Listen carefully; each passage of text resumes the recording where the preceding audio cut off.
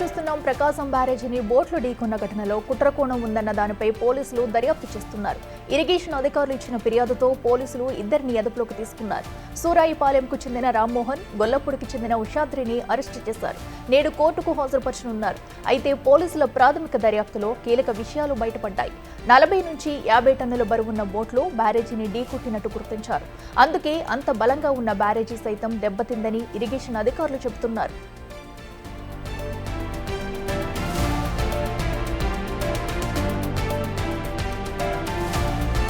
పడవల యజమానులను గొల్లపూడికి చెందిన ఉషాద్రి, సుధీర్, స్వామిగా పోలీసులు గుర్తించారు. 3 పడవలు ఉషాద్రి పేరుపై రిజిస్ట్రేషన్ అయినట్లు ప్రాథమికంగా తేల్చారు. మరో 2 పడవలు సుధీర్, స్వామి పేరుపైన రిజిస్ట్రేషన్ అయినట్లు నిర్ధారించారు. బ్యారేజీని ఢీకొట్టిన 3 పడవలు ఉషాద్రివేనని పోలీసులు చెబుతున్నారు. నిందితులు రామ్మోహన్, ఉషాద్రికి వైసీపీ నాయకులతో సంబంధాలు ఉన్నట్లుగా గుర్తించారు. 5గురుపై కేసులు నమోదు చేశారు. గత ప్రభుత్వ హయంలో ఈ బోట్లు ఉద్దండరాయునిపాలెం వైపు ఉండేవి. కొద్ది రోజుల ముందే వీటిని గొల్లపూడి వైపు తెచ్చి ఉంచారు. వారం క్రితమే ఎందుకు ఇటువైపు వచ్చాయని సందేహాలు ఎదురవుతున్నాయి. గొల్లపూడి రేవుకు దగ్గరున్న శ్మశానం దగ్గర 3 బోట్లను కలిపి కట్టేశారు. సాధారణంగా బోట్లను కలిపి కట్టారు, కానీ ఇక్కడ కలిపి కట్టి ఉంచారు. ఇనుప చైన్లతో కాకుండా ప్లాస్టిక్ రోప్తో వీటిని చెట్టుకు కట్టారు.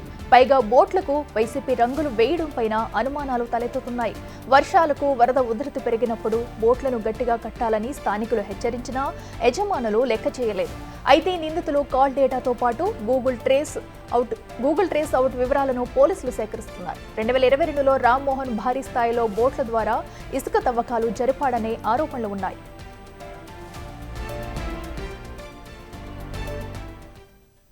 దగ్గర మీ అందరికీ తెలుసు, హైయెస్ట్ ఏదైతే 11,42,000 క్యూసిక్ల నీరు వచ్చి ప్రకాశం బ్యారేజీకి ఏదైతే ప్రమాదపు అంచులున్నటువంటి సమయంలో 5 పడవలు వచ్చి ఆ ప్రకాశం బ్యారేజీని ఢీకొనడం మరి కొంత అనుమానాలకి తావిస్తున్నటువంటి పరిస్థితి. దీని వెనుక కుట్ర దాగి ఉంది అనేటువంటిది కూడా ఈరోజు ఆలోచన వస్తున్నటువంటి పరిస్థితి. ఎవరైతే దర్యాప్తు సంస్థ వారు కూడా దాన్ని దర్యాప్తులో కూడా మరి అనుమానాలు వ్యక్తం చేస్తూ వాస్తవాలను వెలికి తీస్తున్నటువంటి పరిస్థితి. ఎందుకంటే ఏదైతే 40-50 టన్నులు ఏదైతే ఒక్కొక్క పడవ దాన్ని వేయటం, అటువంటి బరువైనటువంటి పడవలు అంత వేగంగా ఆ రోజున్నటువంటి వరద ప్రవాహంలో కొట్టుకొచ్చి మరి పర్టికులర్గా ఏదైతే ప్రకాశం బ్యారేజీకి సంబంధించి 67, 69, 70 గేట్లను దాటి ఏదైతే కౌంటర్ వెయిట్ని బలంగా ఢీకొనడంతో కౌంటర్ వెయిట్లు దెబ్బతినేటువంటి పరిస్థితి మీ అందరికీ తెలుసు. అదృష్టవశాత్తు బ్యారేజీకి సంబంధించినటువంటి మెయిన్ కట్టడానికి కానీ బ్యారేజీకి సంబంధించినటువంటి గేట్లను కానీ అది తాకకుండా కౌంటర్ వెయిట్ని తాకడం వల్లే కొంత నష్టం కానీ ఉపద్రవంగా కానీ లేకుండా అయినటువంటి పరిస్థితి. నిజంగా గేట్లను కానీ లేదా కట్టడాన్ని కానీ తాకుంటే మరి నిజంగా మళ్ళీ ఎంత నష్టపోయేవాళ్ళం ఈ 5-6 జిల్లాలు అనేటువంటి విషయాన్ని కూడా ఈ ప్రభుత్వం గుర్తుపెట్టుకుని వెంటనే ఏదైతే ఆ యొక్క అంశాలు ఏవైతే ఉన్నాయో వాటిని వెలికి తీసే విధంగా దర్యాప్తు చేయమని చెప్పేసి కూడా ఎవరైతే పోలీసు అధికారులు కూడా ఇరిగేషన్ శాఖ నుంచి కూడా మనం కంప్లైంట్ చేయడం, దాని మీద దర్యాప్తు కూడా వేగంగా జరుగుతున్న విషయాన్ని కూడా ఈ సందర్భంగా తెలియజేసుకుంటూ ఇటు రైతులు కానీ ఇటు రైతు సంఘాలకు కానీ ఎవరైతే ఉన్నారో వాళ్ళందరూ కూడా ఒకటే కంప్లైంట్ చేస్తూ ఉన్నారు. ఇదంతా కూడా అనుమానాలకి తావిస్తూ ఉంది. ఎందుకంటే ఏదైతే ఇటు 40-50 టన్నుల బరువు కలిగినటువంటి ఏవైతే ఈ యొక్క బోట్స్ ఏవైతే ఉన్నాయో ఇవి జనరల్గా నది ఒడ్డున లంగర్ వేసుకుని మరి జాగ్రత్తలు పెట్టుకుంటూ ఉంటారు. లంగర్ పెట్టి జాగ్రత్త చేసుకోకుండా ఏ పడవకి ఆ పడవ లంగర్ పెట్టి జాగ్రత్త చేసుకోకుండా 3 బోట్స్ను కలిపి మరొకే ప్లాస్టిక్ వైర్కి కట్టేటువంటి ఏదైతే ఉందో ఖచ్చితంగా ఇదేనా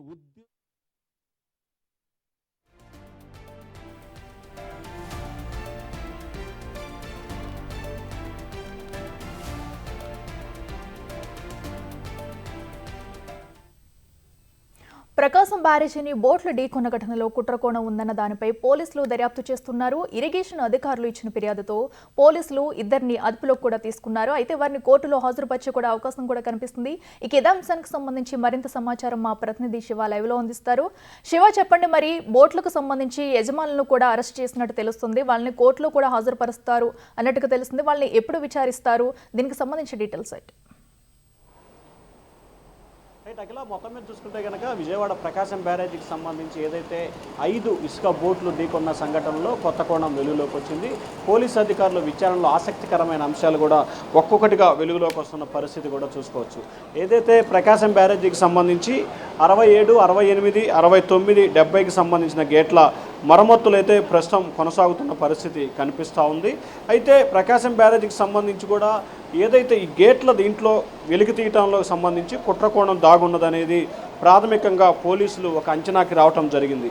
అయితే దీంట్లో పలువురు వైఎస్ఆర్సీపీ నేతల పాత్ర కీలకంగా ఉన్నట్లు కూడా అధికారులు గుర్తించినట్లు తెలుస్తూ ఉంది. అయితే ఎందుకు ఇది చేయాల్సి వచ్చింది, దీంట్లో ఏదైనా కారణం ఏముందా అనే దానికి సంబంధించి కూడా విచారణ చేస్తున్నారు ప్రస్తుతం పోలీసులు. ఏదైతే వైఎస్ఆర్సీపీ కీలక నేత, ముఖ్యమంత్రి program committee chairman MLC Talasila Raghuram, మాజీ ఎంపీ నందిగం సురేష్ బంధువులు, దీంట్లో అనుచరులు బంధువులు ఉన్నట్లు కూడా తెలుస్తూ ఉంది. వరద వచ్చే ముందు రోజు ఉద్దండరాయపాలెం వైపు గట్టున ఉన్న ఈ పడవలు ఏదైతే ఉన్నాయో వాటిని తీసుకొచ్చి గొల్లపూడి గేట్ల వద్ద, గొల్లపూడి శ్మశానం శివారు ప్రాంతం అంటే కృష్ణానదిలోనే ఎటువంటి ఇది లేకుండా కేవలం ప్లాస్టిక్ కేబుల్స్తో వాటిని కట్టివేసినట్లు, అంటే తూతు మంత్రంగా కూడా కట్టివేసినట్లు గుర్తించారు. అలాగే ఎందుకు ఇలా చేశారని చెప్పి స్థానికులు హెచ్చరికలు జారీ చేసినా కానీ వారెవరూ కూడా పట్టించుకోలేదని తెలుస్తూ ఉంది. అయితే బాడీ పడవలు కేవలం ప్లాస్టిక్ రోళ్లతో ఏ రకంగా కడతారు, ఎందుకు కడతారని హెచ్చరికలు జారీ చేసినా వారైతే పట్టించుకోలేదు. ఒక్కొక్క పడవని విడివిడిగా కట్టాల్సి ఉన్నా కానీ 3 బాడీ పడవలకు సంబంధించి కూడా ఒకే రకంగా ఒకే రోప్తో కట్టివేసినట్లు కూడా గుర్తించారు. కానీ ఒక్కొక్క పడవ బరువు దాదాపుగా 40 నుంచి 50 టన్నులు కూడా బరువు ఉంటుంది. మొత్తం 5 పడవలు ఒకేసారి వేగంగా వచ్చి ప్రకాశం బ్యారేజీ గేట్లని ఢీకొన్న పరిస్థితి కనిపించింది. కానీ ఆ గేట్లని ఢీకొన్న సమయంలో అదృష్టవశాత్తు అది కేవలం ఏదైతే కౌంటర్ బీమ్కి మాత్రమే తగిలింది. సో అదే కనుక గేట్లకు కానీ లేకపోతే బ్యారేజీ పిల్లలకు కానీ తగిలితే కనుక పెను ప్రమాదం సంభవించే అవకాశాలు అయితే జరిగాయి. సో ఏదైనా సరే ఆ కృష్ణమ్మ ఆశీస్సులా లేకపోతే మరే కోణమా చూసుకుంటే ఖచ్చితంగా ఒక సేఫ్ జోన్కి అయితే వెళ్ళిపోయిన పరిస్థితి కనిపిస్తూ ఉంది. బ్యారేజీ పిల్లలకు తగరలేదు కాబట్టి చాలా సేఫ్గా వెళ్ళిపోయింది. లేకపోతే విజయవాడ దాదాపుగా 4 జిల్లాలు చాలా ఇబ్బందులు పాలయ్యే పరిస్థితి. అయితే వైఎస్ఆర్సీపీ ఎమ్మెల్సీ తలశీల రఘురాం, మాజీ ఎంపీ నందిగం సురేష్ అనుచరులు బంధువులు దీంట్లో కీలకమైన పాత్ర పోషించినట్లు కూడా ప్రాథమికంగా పోలీసులు విచారణలో తేలింది. ఇప్పటికే ఇద్దరిని అదుపులో తీసుకొని పోలీసులు విచారణ చేపట్టారు. మరికొద్ది సేపట్లోనే వారిద్దరిని కూడా కోర్టులో హాజరుపరిచే అవకాశాలు కనిపిస్తున్నాయి. వారి కాల్ డేటా, అలాగే గూగుల్ అవుట్లెట్ అంటే వారు అసలు ఏ రోజు ఎక్కడెక్కడ ఉన్నారు అనే దానికి సంబంధించి కూడా డేటా వస్తుంది. ఆ డేటాని కూడా తీసుకొని ఎవరెవరు ఎక్కడెక్కడ ఉన్నారు, అలాగే ఏదైతే బోట్లో ప్రమాదం జరగడానికి ముందు రోజు, ఆ రోజు, తర్వాత రోజు, దానికి ముందు రోజు అంటే వరుసన 4 రోజుల పాటు ఎవరెవరితో వీరు మాట్లాడారు, ఎవరెవరు వీరితో టచ్లో ఉన్నారు అనే దానికి సంబంధించి కూడా పోలీసులు విచారణ చేస్తున్నట్టు తెలుస్తూ ఉంది. ఈ విచారణలో ఇప్పటికే పలు ఆసక్తికరమైన అంశాలు చోటు చేసుకుంది. 2020-22లో భారీ స్థాయిలో వైఎస్ఆర్సీపీకి సంబంధించిన నేతలు ఎవరైతే ఈ స్వామి వీరంతా ఉన్నారో వీరంతా కలిసి ఇసుకని భారీ స్థాయిలో కూడా అక్రమంగా తవ్వకాలు నిర్వహించినట్లు కూడా పోలీసులు విచారణలో వెల్లడైంది. సో ఈ నేపథ్యంలోనే వీరి పాత్ర ఇంకా ఏ స్థాయిలో ఉంది, ఏ రకంగా ఉంది అనే దానికి సంబంధించి కూడా లోతుగా దర్యాప్తు అయితే జరుపుతూ ఉన్నారు. కానీ ఇటువంటి విపత్కరమైన పరిస్థితుల సమయంలో కూడా రాజకీయాలకి తావివ్వటం పట్ల పూర్తి స్థాయిలో కూడా అధికారులు అయితే వీరి తీరు పట్ల కొంత అసంతృప్తి అయితే వ్యక్తం చేస్తున్న పరిస్థితి కనిపిస్తూ ఉంది. ఎందుకు ఇట్లా చేయాల్సి వచ్చింది, దీనికి ప్రధానమైన కారణం ఏంటి, వేరే రకమైన కారణం ఏమన్నా ఉందా అనే దానికి సంబంధించి కూడా అధికారులు అయితే విచారణ చేస్తున్నారు. కానీ పోలీసు అధికారులు విచారణ చేసే కొద్దీ పలు రకాల ఆసక్తికరమైన అంశాలు ఒక్కొక్కటిగా వెలుగులోకి వస్తున్నాయి. మొదట వాటంతటా అవే వచ్చాయని చెప్పి కూడా అందరూ భావించారు. కానీ ఇరిగేషన్ శాఖ ఇచ్చిన సూచన మేరకు పోలీసులు కేసు నమోదు చేయటం, వారు ఇచ్చిన ఫిర్యాదులో పలు ఆసక్తికరమైన అంశాలు వెలుగులోకి రావటం, తద్వారా దీంట్లో కుట్రకోణం దాగి ఉందనేది స్పష్టమైన సమాచారం రావడంతో ఇక విచారణని వేగవంతం చేశారు. అయితే వీరి వెనక ఎవరున్నారు, ఎవరి పోద్బలంతో ఇది జరిగింది అనే దానికి సంబంధించి కూడా ఇంకా విచారణ అయితే జరుగుతూ ఉంది. మరి ఇప్పటికే ఇంకా ఎవరెవరు ఉన్నారు దీంట్లో, వైఎస్ఆర్సీపీకి సంబంధించిన కీలకమైన నేతలు ఎవరైనా ఉన్నారా లేరా అనే దానికి సంబంధించి కూడా విచారణలో పోలీసులు విచారణ చేపడుతున్నట్లు కూడా తెలుస్తూ ఉంది. సో ఆ విచారణలో పలు ఆసక్తికరమైన అంశాలు ఒక్కొక్కటిగా వెలుగులోకి వస్తున్న పరిస్థితి అయితే కనిపిస్తూ ఉంది. ఇప్పటికే ఇంకా ప్రస్తుతం ప్రకాశం బ్యారేజీలో మొత్తం 5 పడవలకి 3 పడవలు ఇక్కడే ఉన్నాయి. ఒక పడవ మునిగిపోయింది, ఇంకొక పడవ కొట్టుకొని పోయింది. మనం చూసుకోవచ్చు కింద ప్రకాశం బ్యారేజీ గేట్ల దగ్గర ఒక పడవ కూడా ఉంది. సో ఇవన్నీ కూడా దీంట్లో చాలా లోతుగా కుట్రకోణం ఉందనే అనుమానాన్ని మొత్తానికి పోలీసులు అయితే ఐడెంటిఫికేషన్ చేశారు. ఎవరెవరి పాత్ర ఉంది, ఎవరెవరి డైరెక్షన్ ఉంది అనే దానికి సంబంధించి కూడా కీలకమైన సమాచారాన్ని విజయవాడ 1 టౌన్ పోలీసులు అయితే సేకరిస్తున్నారు. ఖచ్చితంగా దీంట్లో వైఎస్ఆర్సీపీకి సంబంధించిన కొంతమంది వ్యక్తుల పాత్ర ఉన్నట్లు కూడా పోలీసు అధికారులు అయితే ప్రాథమిక విచారణలో తేల్చడం జరిగింది. ఇప్పుడు ఎవరినైతే ఇద్దరిని అదుపులో తీసుకొని విచారణ చేస్తున్నారో వారి కాల్ డేటా సేకరిస్తే మరికొంతమంది పేర్లు దీంట్లోకి వచ్చే అవకాశం ఉన్నట్లు కూడా పోలీసు అధికారులు భావిస్తూ ఉన్నారు. మాజీ ఎంపీ నందిగాం సురేష్, ఆయన బంధువులు, అలాగే వైఎస్ఆర్సీపీ ఎమ్మెల్సీ తలశీల రఘురాం, ఆయన అనుచరులు, వీరిద్దరి సంబంధించి దీంట్లో చాలా పాత్ర ఉందని కూడా తెలుస్తూ ఉంది. అయితే వీరిద్దరి పాత్రే ఉందా, వీరిద్దరితో పాటు ఇంకెవరికైనా పాత్ర ఉందా అనే దానికి సంబంధించి కూడా పోలీసులు విచారణ చేస్తారు. ఇప్పటికే తలశీల రఘురాం, నందిగాం సురేష్ వీరిద్దరు కూడా తెలుగుదేశం పార్టీ కేంద్ర కార్యాలయం దాడి కేసులో ప్రస్తుతం ఒక తలశీల రఘురాం అయితే పరారులో ఉన్నారు. అలాగే నందిగాం సురేష్ అయితే 2 రోజుల క్రితమే పోలీసులు అరెస్ట్ చేయడం జరిగింది. Akhila. Right Shiva, thank you.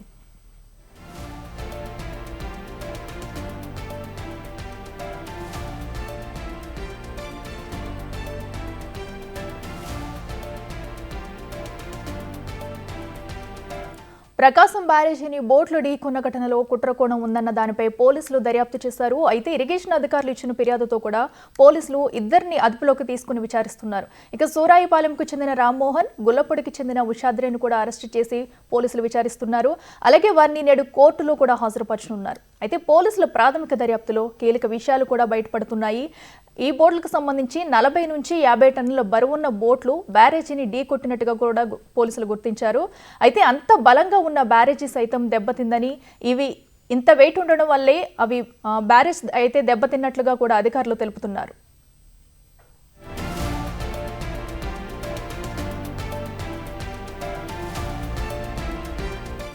పడవల యజమానులను గొల్లపూడికి చెందిన ఉషాద్రి, సుధీర్ స్వామిగా పోలీసులు గుర్తించారు.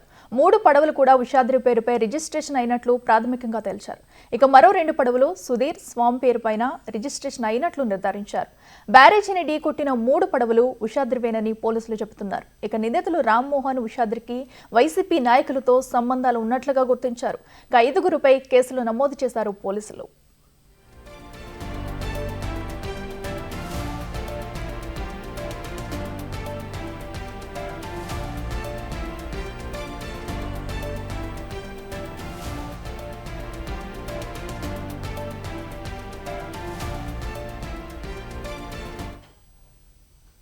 ఇదే అంశానికి సంబంధించి మరింత సమాచారం మా ప్రతినిధి మల్లికార్జున విజయవాడ నుంచి లైవ్ లో అందిస్తారు. మల్లికార్జున, చెప్పండి, మరి ఇప్పుడు ప్రకాశం బ్యారేజ్ని ఢీకొన్న బోట్లు కుట్ర అయితే ఈ ఘటన మొత్తం కూడా కుట్రపూరితంగానే జరిగిందన్న కోణంలో అయితే పోలీసులు దర్యాప్తు చేస్తున్నారా? అలాగే ఇద్దరిని కూడా అరెస్ట్ చేసినట్టు తెలుస్తుంది. మరి మొత్తంగా చూసుకుంటే ఆ ఇద్దరు కూడా వైసీపీ నేతలతో సంబంధంలో ఉన్నాయి, వాళ్ళ బంధువులు అన్నట్టుగా చెప్తున్నారు. అసలు డీటెయిల్స్ ఏంటి?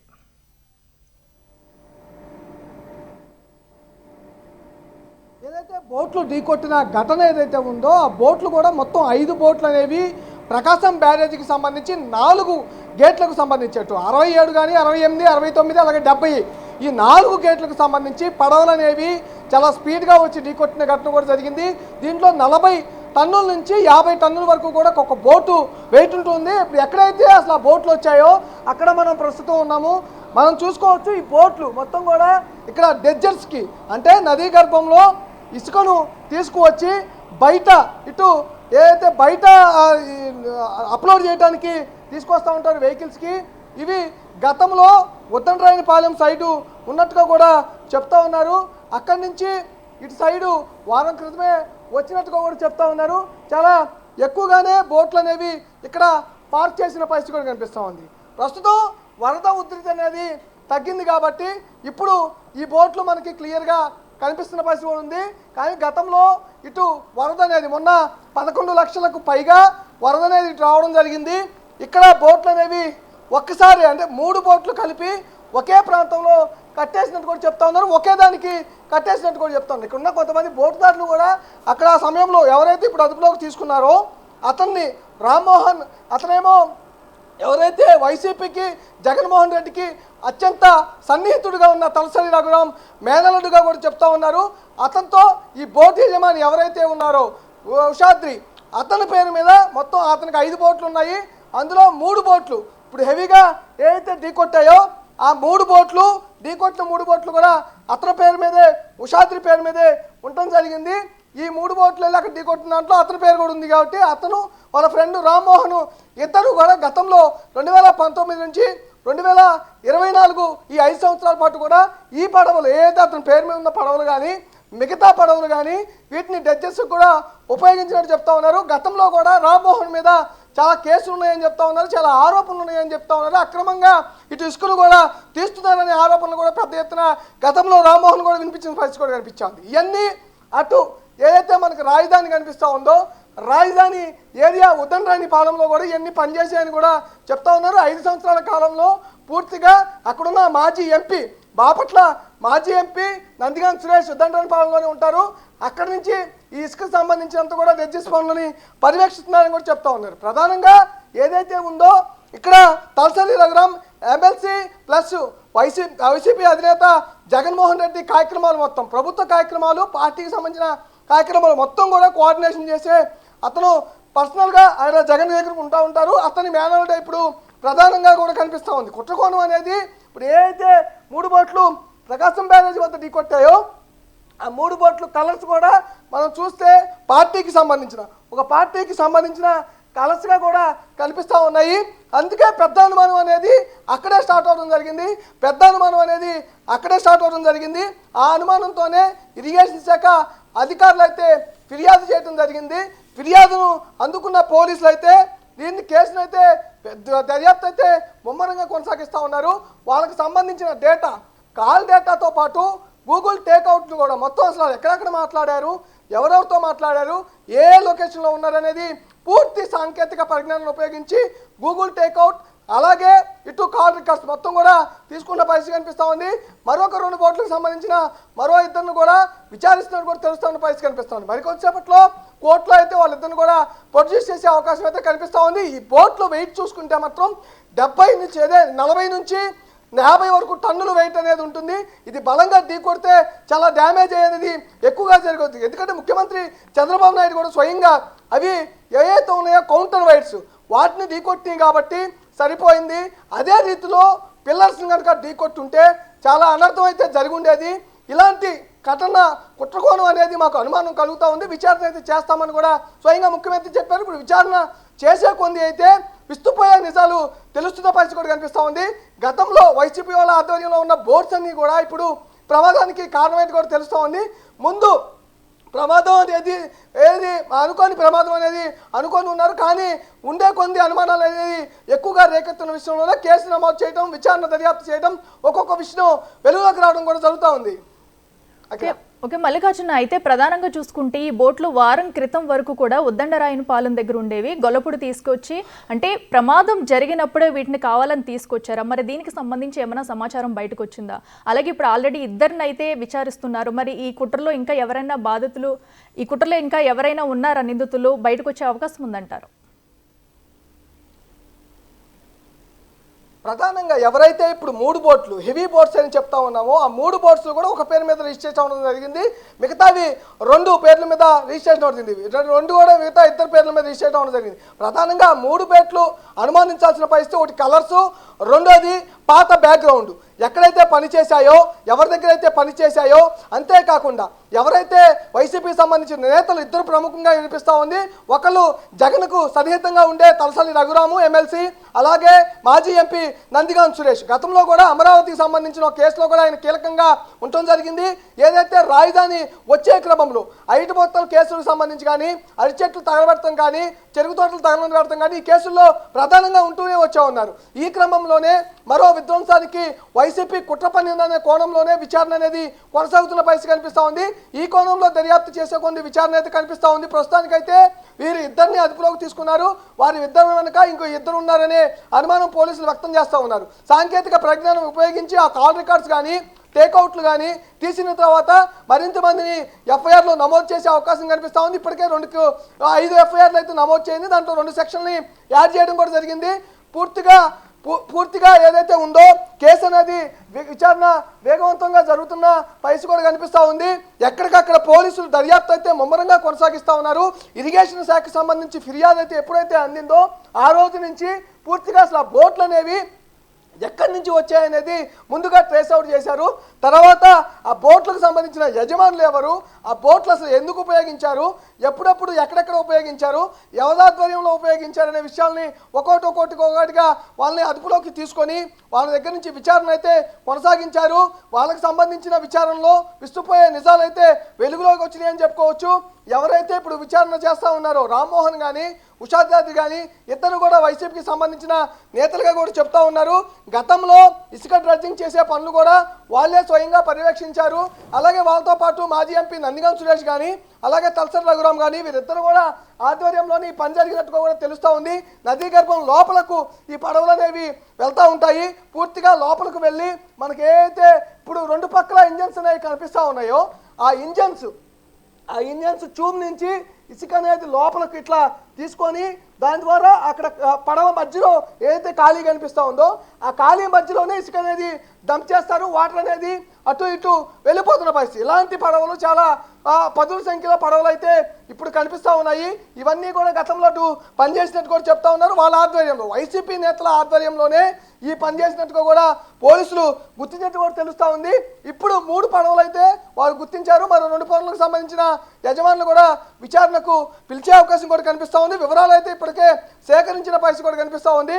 వాళ్ళకు తగ్గట్టుగా విచారణ ఏదైతే ఉందో వేగవంతంగా చేస్తూ ముందుకు వెళ్తా ఉన్నారు. ఇద్దరిని అదుపులోకి తీసుకున్నారు. కోర్టులో కూడా ప్రొడ్యూస్ చేయబోతున్న పరిస్థితి కనిపిస్తూ ఉంది. మరింత కస్టడీకి తీసుకొని అంటే రిమాండ్కు తరలిస్తే కనుక కస్టడీకి తీసుకొని విచారణ మరింత వేగవంతం చేసే అవకాశం కనిపిస్తూ ఉంది. అసలు దీని వెనకాల వీళ్ళిద్దరే కాకుండా వాళ్ళిద్దరే ఎవరైతే ఉన్నారో అయితే ఎమ్మెల్సీ కానీ అలాగే మాజీ ఎంపీ కానీ వీళ్ళిద్దరూ కాకుండా మరింతమంది ఉన్నారా దీని వెనకాల అనేది సాంకేతిక పరిజ్ఞానంతో బయటికి తీసిన తర్వాత వారిపైన కూడా కేసు నమోదయ్యే అవకాశం అయితే కనిపిస్తూ ఉంది. అఖిల ఓకే, మల్లికార్జున, అయితే ఈ ఘటన జరిగిన తర్వాత కొన్ని రోజుల తర్వాత ఇది కుట్రపూరితంగానే జరిగింది అనే వార్తలు అయితే కూడా బయటకు వచ్చాయి. అది కూడా ఈ బోట్లు కూడా వైసీపీ నేతలవి ఇది కుట్రపూరితంగా జరిగిందని చెప్పేసి ఎటైతే రఘురాం కానివ్వండి, సురేష్ కానివ్వండి వైసీపీ నేతలకి చెందినవిగా కూడా గుర్తించి సో అప్పటి నుంచి ఈ కథనాలు అయితే వెల్లువెత్తుతున్నాయి. మరి ఇప్పటి వరకు ఆ నేతలు ఏమైనా ఈ ఘటనకు సంబంధించి స్పందించారా?